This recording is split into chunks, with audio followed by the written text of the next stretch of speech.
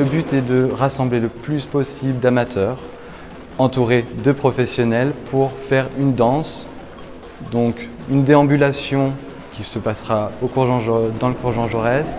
Alors ça, c'était vraiment le but de cette journée, c'était vraiment d'ouvrir à tout le monde. C'était vraiment important parce que la fête des Tuiles, c'est vraiment un grand rassemblement.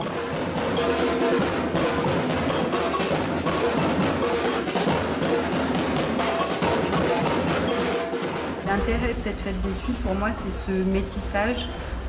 C'est d'enlever aussi la barrière du lieu de spectacle. Je trouve qu'avec un défilé qui emmène tout le monde ensemble vers une destination qu'on ne connaît pas encore, ça permet quand même d'abolir un petit peu ces sortes de murs et de barrières. C'est bon, on y va ? Nous, en fait, on propose plutôt ce qu'on pourrait appeler une invitation au voyage. C'est-à-dire, c'est plutôt la notion, c'est pas forcément un voyage vers des contrées ensoleillées, exotiques.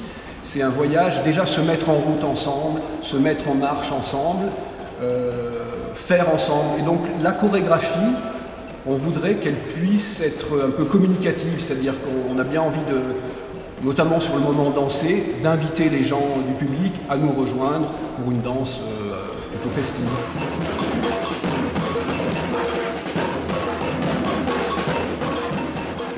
On est ici plutôt nous du social et du socio-éducatif, et là on va avoir une belle rencontre avec l'artistique. Donc ça montre bien qu'on est vraiment friand d'échanges, de rencontres, de partage.